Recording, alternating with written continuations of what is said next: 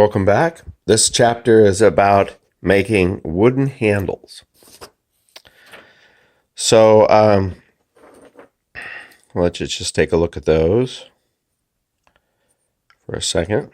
These sticks are the paint stir sticks. Paint stir sticks.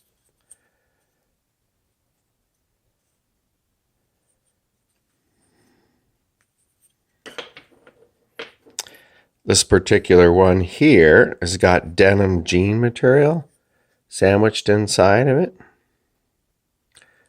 So we have a layer of stick, a layer of denim, and 2 layers of more sticks. And this is the rough part of it. And it's just denim jeans, old jeans of mine. And then this is the finished product. So this is a composite material. A composite material is anytime you add several components. This has got glue and wood and the denim. And the denim, because it's very hard to rip, is going to make this very, very strong. So, and also once it's screwed to the door or whatever you're using the handle for, then it becomes either even stronger because the item, a suitcase or the wall or the door, is actually you're transferring some of the strength of that back and forth. Hopefully that makes sense. So here is some examples of what we bend around. So we purchase handles. And then you can, this particular one is several layers because the sticks aren't long enough to get from A to B, from here to there. So there's several different layers of sticks to make this length. So once we have the metal shapes, we can mass produce, 10 or 15 handles if you wish. If you were wanting them on your cabinet. Then this one is also layered. And in this particular case, there's actually some small sticks between this one and this group inside there before I sandwiched it all back together. And that's just a hidden support.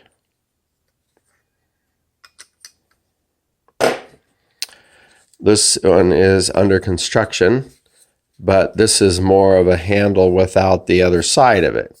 So it's going to be cut and shaped, or it could be a hook to hang things from. But technically this would be just like a pull handle. And I get a lot of these handles just from the local Round Again, Waste Not, Want Not material, salvage yard. This one here, I don't have one example bent around it, but it could be like that as well. So I've mentioned before, save your bad sticks. We put them on other projects we're bending so we don't scar up the wood. And this particular one was a handle I bought from the Home Depot, and I secured it to this paint stir sticks to make it sturdy. Because when you force this into place, I'll show you in a minute, it does take the stress. And so I had to make it stronger.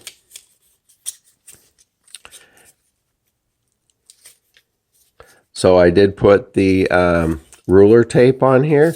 It kind of helps you figure out how much to hang over one direction or the other.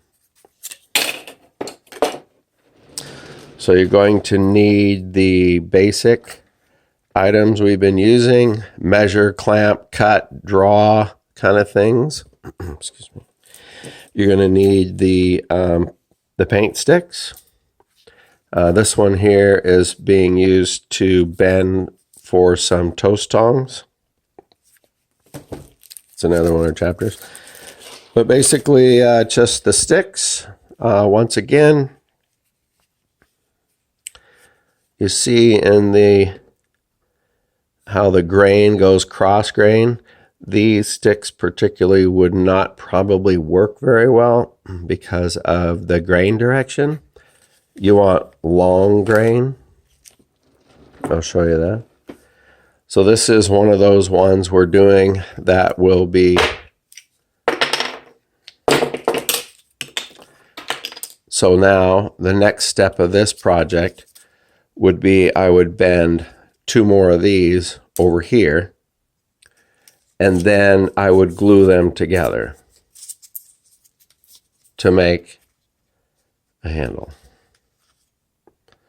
So if you wanted 20 of these, it might be a little bit cumbersome and it'll take a little bit of time, but you could produce a bunch of these and then start gluing them back and forth to make handles. One layer is probably not going to do it for you. It's not going to be strong enough. Here's an example of one that we're in the middle of. We took our clear bending strap and we use it so it doesn't scar up the wood. And to get into that kind of groove right there, we use a dowel or anything round to help put that pressure down. See how it's a little dark there still? It's still not dry. So we're going to lock that back up when we're done with the video, so it has a complete chance of drying.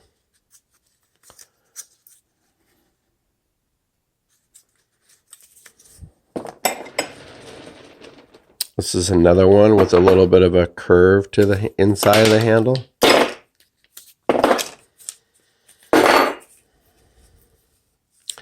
And you see how it's cracked here? Because that's the inside one. That'll be okay. You won't even see that. If you wanted to put some denim material or even t-shirt material on there, you could do that to help support that, and that would bind these 2 broken pieces together. Otherwise, just use this one over it, glue it, sand it, put some holes in it. You've got yourself a nice little handle. This one here, most of the ones that I've done are bent on the outside of the handle. This one here,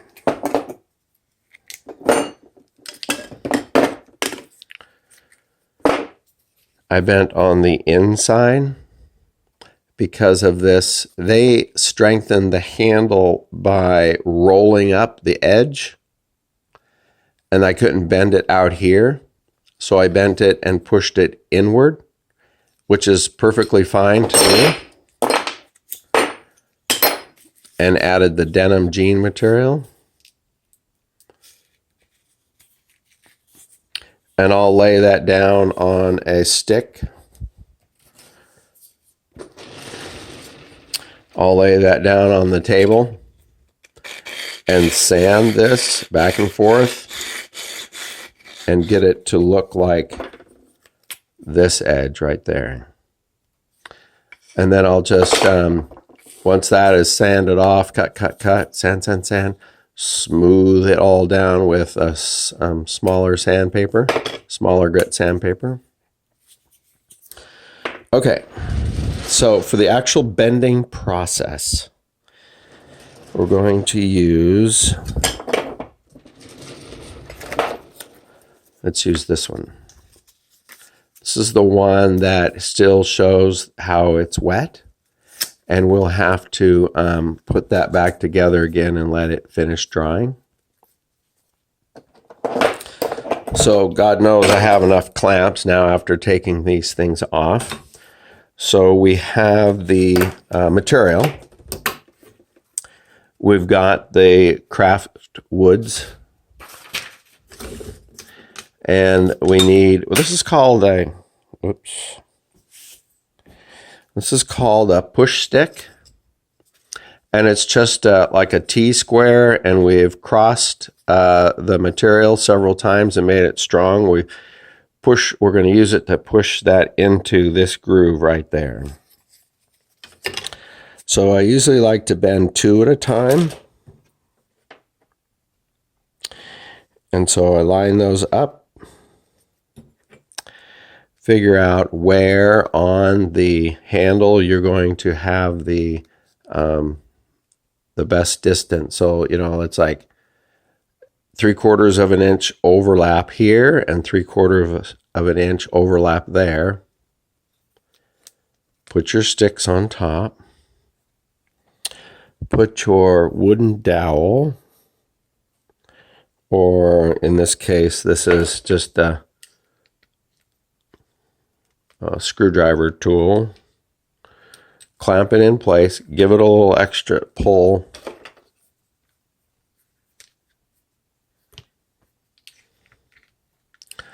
So by doing that, you're forcing the sticks down inside this arch right here. Now you lay it on the table and get your push stick in here. So this might be a little more hands-on strength-wise.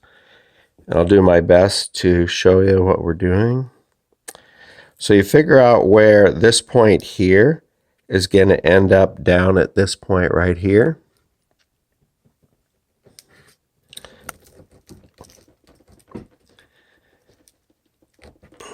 And you push that in there.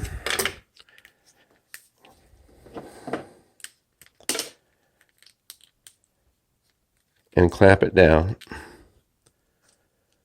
like that. So once again, get your push stick you've made ahead of time. The reason you need the push stick is so that you can really push at that exact spot. You know, you could measure from here to there and then from here out. I just kind of like eyeball it. So you use your push stick.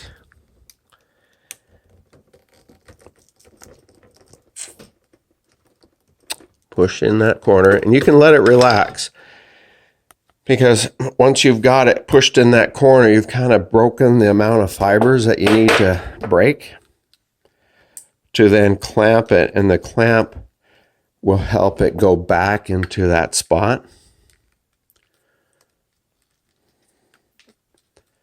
If you try to just clamp it to that degree, it really wouldn't know where to make the break. This is like perforating a piece of paper. It knows where to tear the perforation. So once you have this push stick in that groove, I like to wiggle it back and forth, and it kind of helps the fibers realize that they're going to be in that spot for a while. Once you have the initial pressure down, then you start working your clamps a little bit more aggressive and in more specific detail. Sometimes if you only put one clamp in there on this side, then when it starts to dry, it starts to kind of dry and pull itself one direction or the other. So that's why I like to stabilize both sides of the handle. And that way when it dries evenly. And you could indeed not use the bending strap. If you wanted to, you could use a third stick. I call it like the sacrificial stick. It'll break and bend, and all the clamp imperfections would be on there. However, it's also harder to push down inside that groove with 3 layers of sticks. So the key element would be, when you do this, secure the handle part first. Excuse me. So when you bend, secure the handle part first with some clamps. Otherwise, you're gonna, if you push here, it's just gonna go up and you're gonna lose control of the whole situation. So secure your handle, put a dowel in there.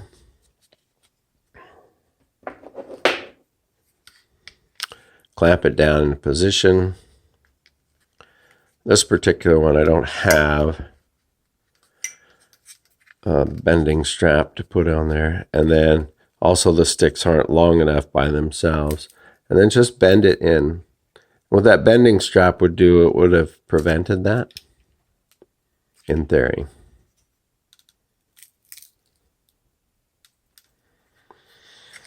Hopefully that's been helpful.